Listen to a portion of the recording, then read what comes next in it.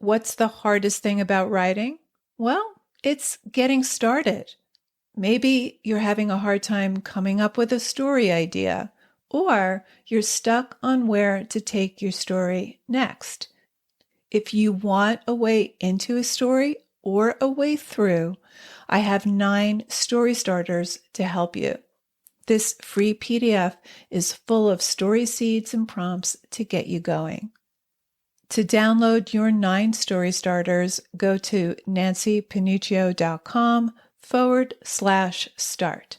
That's Nancy with an I, Panuccio with 2 C's, nancypanuccio.com/start. There's an art to creating dramatic irony and layered storytelling by revealing information to the reader that the narrator is either unaware of or unable to fully comprehend. It requires writers to walk the fine line between maintaining the authenticity of the child narrator's limited perspective while simultaneously guiding the reader toward a deeper, more complete understanding of the events or emotions at play.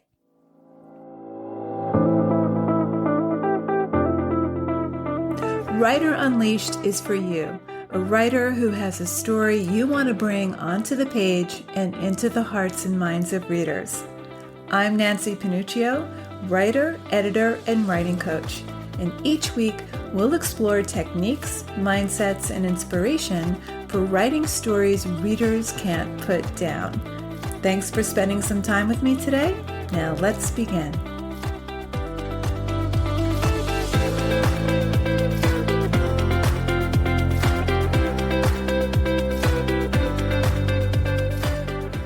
There's something captivating about seeing the world through a child's eyes. It strips away all the layers of adult logic, cynicism, and pretense, revealing raw wonder, confusion, or even unexpected wisdom. But writing from a child's perspective is deceptively difficult. Writers often fall into traps, making the child sound too innocent, too passive, or one-dimensional.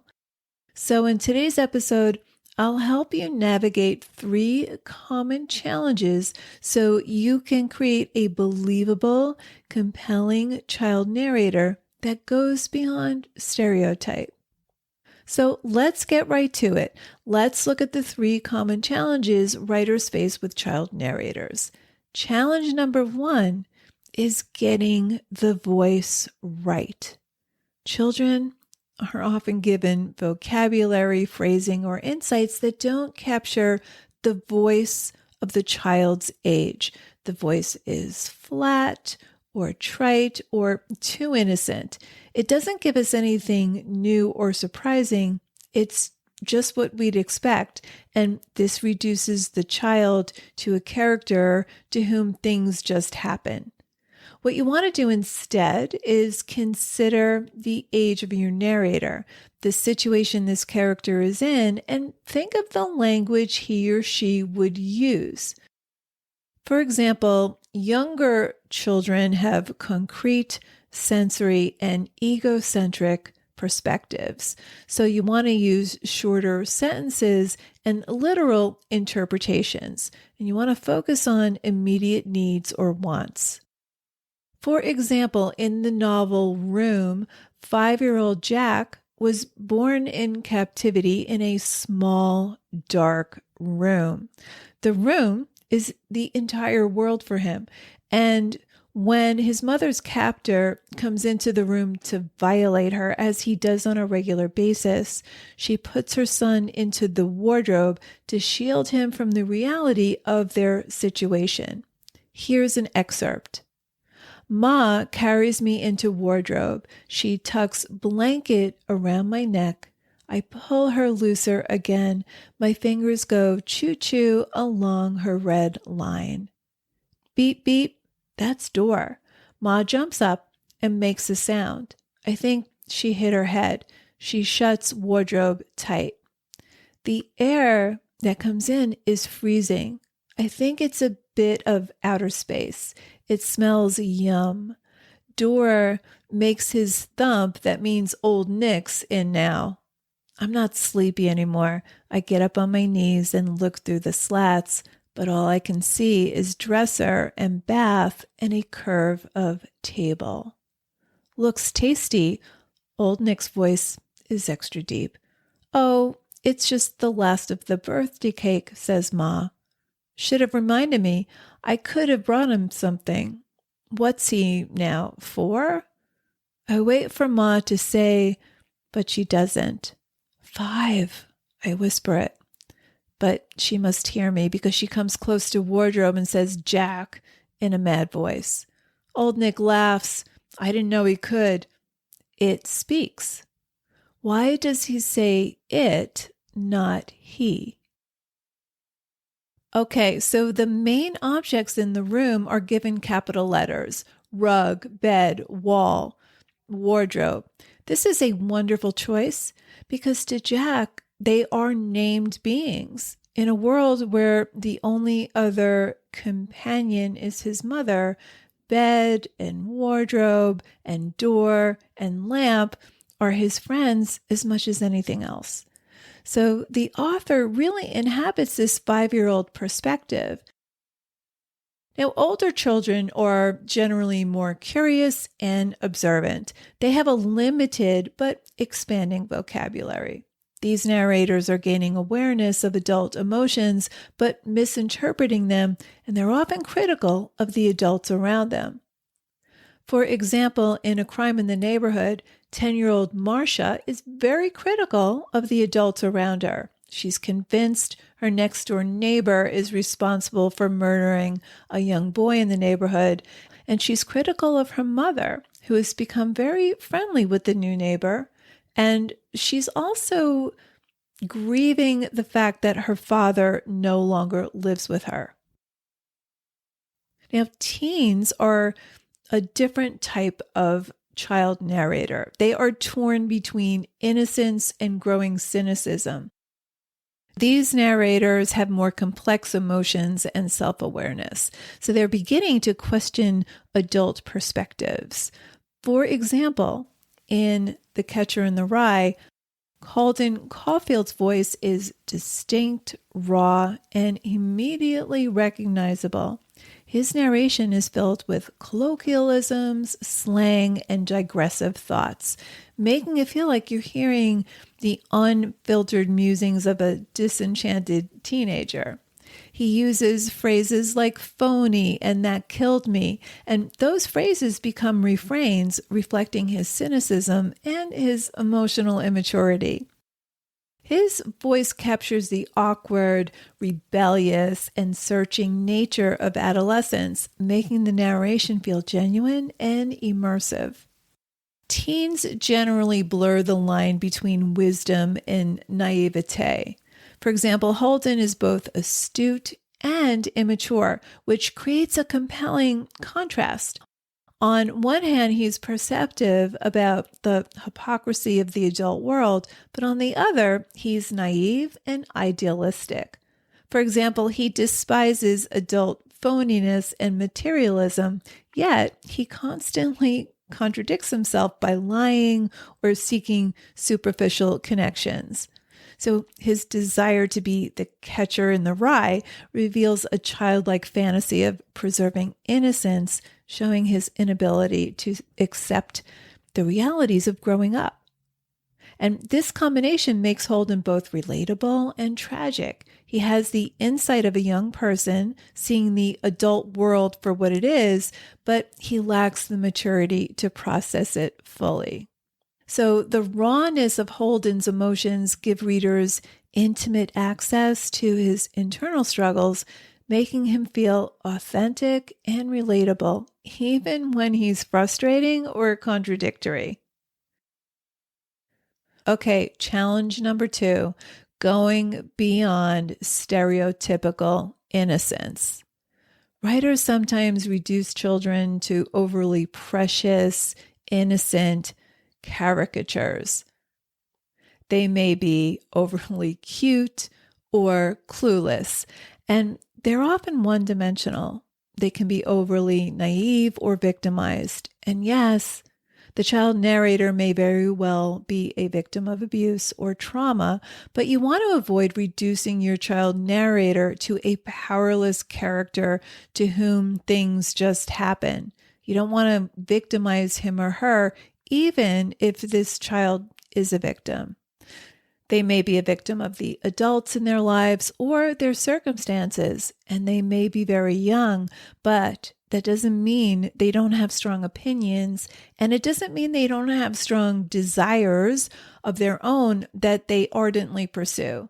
Remember, children have complex emotions and needs of their own, and because adults have power over them, that doesn't mean that they are passive narrators. So you want to allow them moments of sharp observation, unintentional wisdom, and action. And if they're young, let's say they're 5 years old, they still have a strong point of view, and their observations are filtered through their limited understanding of the world and the situation they're in at any given point in the narrative. For example, here's what Sue Silverman, who wrote the memoir Because I Remember Terror Father, I Remember You, says about writing from her younger perspective. She said that one result of being sexually molested is that as a young girl, everyday objects or actions took on an importance beyond their everydayness. So in this excerpt, a pair of flannel pajamas take on mythic proportions for her. She said they were exotic in their ordinariness because they were part of a life she didn't have. Here's the excerpt. In 10th grade, Elizabeth invites me to her pajama party. I take this literally, that I must bring pajamas. But my mother won't give me money to buy pajamas. She says what I sleep in, that nightgown, is what I will bring. She will not waste money on what? Suddenly, I am not sure about any of my clothes. Once I wore a tight-knit sweater to school, and I thought I noticed a surprised hesitation to Christopher's hello. At the time, I thought little of it, but now I'm unsure. My mother helped me select the ruby red dress I wore to the Paradise of Hearts dance. The cut was lower than the cut on other girls' dresses, but my mother says it's okay to look this way. It's important to attract boys. Just don't allow them to touch you. Okay, so at this point, she goes to a store where her friends shop, not where her mother and her buy clothes. The clothes here are teenage clothes, while my mother takes me to stores for adults, and I know I cannot bring a nightgown to Elizabeth's party. I wander to the sleepwear section and study exotic flannel pajamas, pink, yellow, blue. I take a blue pair with white flowers into the dressing room, slip off my skirt and sweater, and try them on. Perfect. They fit loosely, showing no contours of my body. I smooth my hands over the fabric. I believe if I owned these, I would be able to curl inside them and sleep undisturbed for years, smelling and feeling their warm comfort. I have no money, but I must own these pajamas. I must steal them. I must. I cannot leave without them. I roll the cuffs to my knees, put my skirt on, pull my sweater over the top, and zip up my jacket. Slowly, I leave the store. Okay, so in this case, she's desperate to avoid what she believes must happen in all households, that all fathers violate girls in their bedrooms.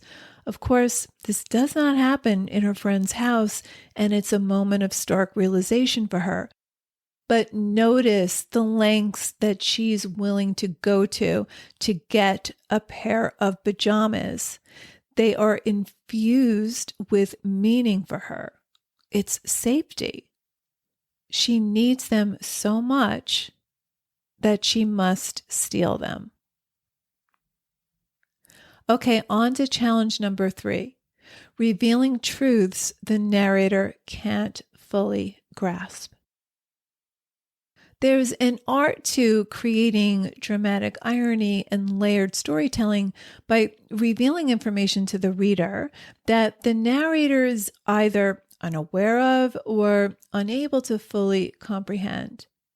It requires writers to walk the fine line between maintaining the authenticity of the child's narrator's limited perspective while simultaneously guiding the reader toward a deeper, more complete understanding of the events or emotions at play.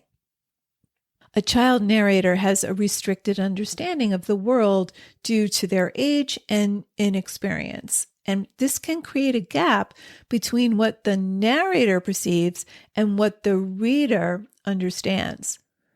What you want to avoid is to run the risk of making the child narrator seem too naive or frustratingly oblivious. So here's how to overcome it. You want to use selective misinterpretation. Let the child misread adult situations in a way that reveals more to the reader than to the narrator. This builds tension through misinterpretation. The child narrator may misread or oversimplify situations, but the reader, with their broader knowledge and life experience, can sense the true meaning behind the events. This creates dramatic irony where the reader knows more than the character, making even mundane observations feel charged with unspoken significance. For example, in Room, the 5-year-old narrator Jack, who was born in captivity, doesn't fully comprehend the gravity of being imprisoned, making the adult reader fill in the horrifying gaps. So there are multiple layers of meaning. The narrator may report events with simple language, but through word choice, setting, and tone, you can reveal a deeper emotional or thematic layer that the child does not have the tools to articulate. The reader then gets to see the story in its full context, while the child narrates only the surface. Here's a continuation of the excerpt we read earlier from Room. Old Nick laughs. I didn't know he could. It speaks. Why does he say it, not he? Want to come out of there and try on your new jeans? It's not Ma he's saying that to. It's me. My chest starts to go dung, dung, dung. He's nearly asleep, says Ma. No, I'm not. I wish I didn't whisper 5 so he heard me. I wish I didn't anything. Something else I can't quite hear. Okay, Old Nick is saying. Can I have a slice? It's getting stale. If you really want. No, forget it. You're the boss. Ma doesn't say anything. I'm just the grocery boy. Take out your trash, truck around the kids' wear aisles, up the ladder to dice your skylight. At your service, ma'am. I think he's doing sarcasm when he says the really opposite with a voice that's all twisty. Thanks for that. Ma doesn't sound like her. It makes it much brighter. There. That didn't hurt, did it? Sorry. Thanks a lot. Like pulling teeth sometimes, says Old Nick. And thanks for the groceries and the jeans. You're welcome. Here, I'll get you a plate. Maybe the middle's not too bad. There's some clinks. I think she's giving him cake. My cake.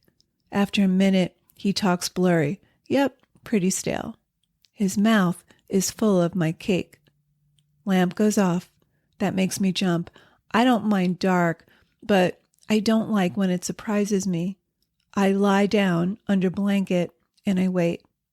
When Old Nick creaks bed, I listen and count 5s on my fingers. Tonight, it's 217 creaks. I always have to count till he makes that gaspy sound and stops. I don't know what would happen if I didn't count because I always do. So you want to leverage subtext, allow the child to describe situations in concrete sensory terms, leaving the interpretation to the reader. So you want to balance the child narrator's subjective reality with the reader's objective understanding of the world, ensuring that the reader is aware of the truths the narrator misses without overtly spoiling the story or making it feel contrived.